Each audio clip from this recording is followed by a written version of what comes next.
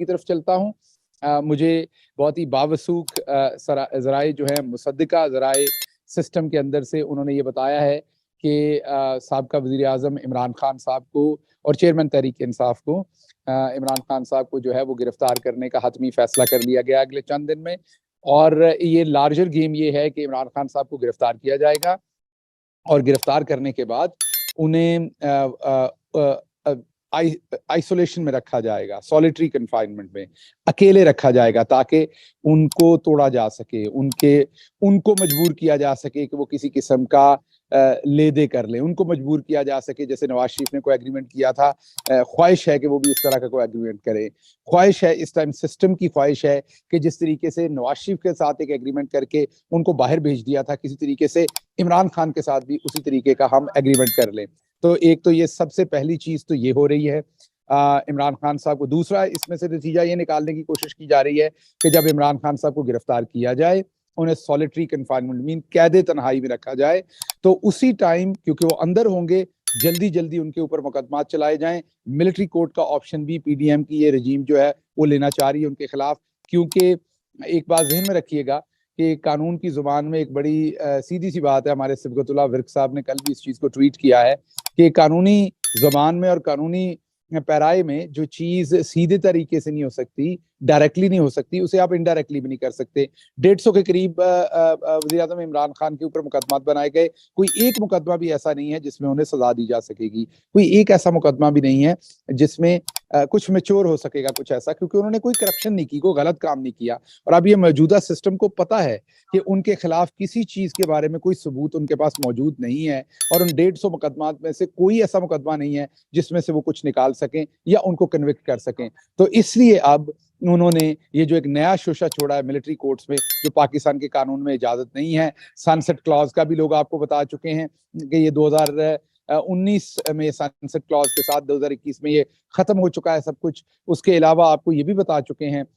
تمام لوگ کہ سویلینز کے اوپر یہ ٹرائی نہیں ہو سکتا, اور انہوں نے تو ایسا کوئی کام بھی نہیں کیا. تو یہ پلان ہے آنے والے دنوں میں عمران خان صاحب کو گرفتار کر کے قید تنہائی میں رکھ کے ان کو توڑنے کی کوشش کر کے اور ان کو مجبور کرنے کی کہ وہ کسی طریقے سے ملک چھوڑ کے جائیں یا کسی طریقے کا کوئی سمجھوتا کریں. یہ پہلی چیز ہے. اور اس کے ساتھ ساتھ جب وہ اندر ہوں تو پھر ان کے اوپر سپیڈ سے مقدمات کسی کینگرو کورٹ سے یا کسی ملٹری کورٹ سے چلوا کر ان کو سزا دی جا سکے. یہ پہلا مدعا تھا جو میں آپ کے سامنے رکھنا چاہ رہا تھا, تاکہ آپ اویئر ہوں اور اس بارے میں آپ کو پتا ہو کہ بیک گراؤنڈ کے اوپر کیا باتیں ہو رہی ہیں. جب یہ چیز اچیو کر لی جائے گی ان کو اندر رکھ کے, تو پھر اگلا یہ ہے کہ اکتوبر کے اندر الیکشن کروائے جائیں, کیونکہ جو پوری گرینڈ گیم پلان کی گئی تھی وہ گرینڈ گیم کے اندر پیپلز پارٹی کے ساتھ وعدہ یہ تھا کہ اگلا وزیر اعظم بلاول زرداری کو بنایا جائے گا, اور اب مسلم لیگ نون جو ہے وہ انتخاب کو ڈیلے کرنا چاہتی ہے. پیپلز پارٹی زور لگا رہی ہے کہ الیکشن جو ہے وہ فوری طور پر ہونا چاہیے, کیونکہ پیپلز پارٹی کو لگتا ہے کہ یہ جوڑ توڑ کر کے ہم بلاول کو کسی طریقے سے پرائم منسٹر بنوا لیں, تو وہ اکتوبر میں الیکشن چاہتے ہیں. لارجر گیم یہی ہے کہ عمران خان صاحب کو اندر کیا جائے, سولیٹری کنفائنمنٹ میں رکھا جائے, بجٹ پاس ہوتے ہی اس کے فوراً بعد حکومت توڑ دی جائے, اسمبلیاں توڑ دی جائیں, اور پھر الیکشن جو ہے وہ اکتوبر کے اندر کال کر لیا جائے. ایک تو یہ تھی. دوسری جو سٹوری ہے جو امپورٹنٹ ہے آج کی سٹوری, میں یہ کہوں گا افسوسناک بھی ہے. وہ ہمارے ملک کے آرمی چیف رہے ہیں. جو بھی چیزیں ہیں وہ ایک اپنی سائڈ پہ, لیکن وہ ہمارے ملک کے آرمی چیف رہے ہیں. وہ اپنے اہل خانہ کے ساتھ, بھابھی صاحبہ کے ساتھ وہ فرانس کے اندر چھٹیاں منا رہے ہیں. شاید وہ کسی تھڑے پہ بیٹھے تھے, کسی سیڑھیوں کے اوپر بیٹھے تھے, جان باجوہ صاحب جسے ہم عرف عام میں پنجابی میں تھڑا کہتے ہیں, وہاں بیٹھے تھے. بہت خوشگوار ماحول تھا سامنے, ہوا چل رہی تھی ہلکی ہلکی, وہاں پر پرندوں کے چہکنے کی بھی آواز آ رہی تھی. اور وہاں پر کوئی نوجوان آیا یا نوجوان آئے, مجھے نہیں پتا. جو ویڈیو میں نے دیکھی ہے, مجھے یہ بھی نہیں پتا کہ ویڈیو درست ہے کہ نہیں ہے, جو میرے سامنے ویڈیو آئی اور سوشل میڈیا پہ گردش کر رہی ہے, تو انہوں نے باجوہ صاحب کے ساتھ بدتمیزی کی, گالی گلوچ کی, اس طرح کے الفاظ استعمال کیے جو یہاں نہیں کیے جا سکتے. میں اس کی پرزور مذمت کرتا ہوں. یہ کسی صورت میں بھی ان کے ساتھ اس طرح کا رویہ روا نہیں رکھنا چاہیے, اور اسپیشلی جب ان کے اہل خانہ ساتھ بیٹھے ہیں. ہم اگر خواتین کے احترام کی بات کرتے ہیں تو اب میں طلعت حسین صاحب جیسا منافق تو ہوں نہیں ہوں کہ میں اگر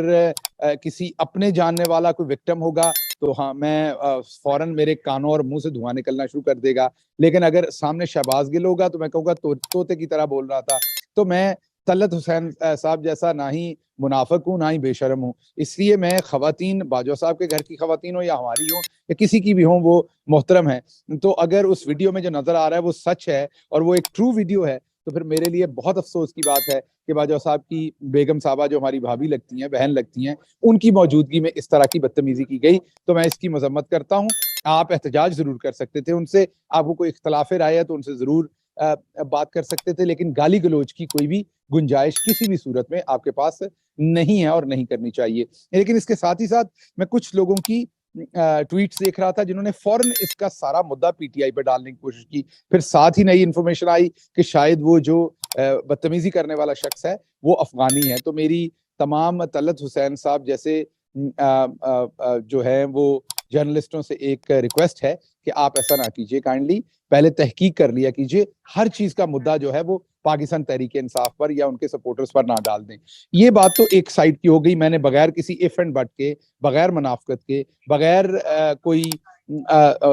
میں یہ کہوں گا کہ اندر کینہ رکھتے ہوئے، اس کے بغیر میں نے سیدھی سیدھی مذمت کی ہے، بالکل سیدھی آنکھوں کے ساتھ، کہ باجوہ صاحب کے ساتھ آپ اختلاف کر سکتے ہیں، ان کے اوپر کسی کو کوئی قانونی پرابلم ہے عدالت میں چلے جائیں، لیکن اہل خانہ کے ساتھ اس طرح کی بدتمیزی نہیں ہونی چاہیے۔ میں اس کی بھرپور مذمت کرتا ہوں، پہلی بات۔ اب میں آگے بات کرتا ہوں کہ جب اس ویڈیو میں آپ انہیں دیکھتے ہیں اس تھڑے پہ بیٹھے ہوئے ہیں تو کوئی ان کی ویڈیو بنا رہا ہے تو ان کو وہ کہہ رہے ہیں کہ میں ابھی پولیس کو بلاتا ہوں، اور وہ نوجوان آگے سے کہتا ہے بلا لو آپ پولیس کو، اور وہ بدتمیزی کرتا ہے جو اسے نہیں کرنی چاہیے تھی۔ لیکن وہاں سے ہمارے لیے نشانیاں بھی بہت ہیں مین، ہمارے سمجھنے کے لیے۔ میں باجوہ صاحب کی بات نہیں کر رہا، اس معاملے کی میں نے مذمت کر دی، میرے جیسے آپ جیسے تمام لوگوں کے لیے سمجھنے اور سوچنے کا مقام ہے کہ جب آپ کے پاس طاقت ہوتی ہے تو یہ طاقت ایک دن جانی ہے۔ کلو نفس ذائقۃ الموت، سب کے پاس سے طاقت جانی ہے، رہنے والی ذات ایک ہے اور وہ اللہ کی ذات ہے، جس کی طاقت، جس کا دبدبہ، جس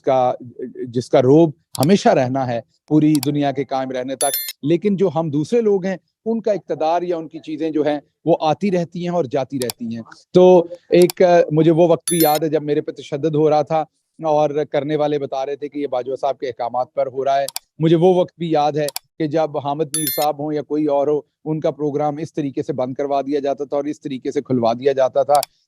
تو وہ ساری مجھے رہونیت سب کچھ یاد ہے۔ مجھے یہ بھی یاد ہے کہ کس طریقے سے ہماری حکومت گروائی گئی تھی، وہ بھی ظاہری بات ہے، ہم بڑا واضح کہتے ہیں کہ وہ باجوہ صاحب نے گروائی تھی۔ مجھے ارشد شریف صاحب شہید کی جو والدہ ہے، انہوں نے جو باجوہ صاحب کو نامینیٹ کیا ہوا ہے کیس میں، مجھے وہ بھی یاد تھا، اور پھر مجھے اس تھڑے پہ بیٹھے ہوئے باجوہ صاحب نظر آ رہے تھے جو اس ایک نوجوان کو، صرف ایک نوجوان تھا، اس کو کہہ رہے تھے کہ میں پولیس کو بلاتا ہوں، اور وہ بھی آگے سے نہیں ڈر رہا تھا، وہ کہہ رہا تھا بلا لو۔ لیکن بہرحال یہ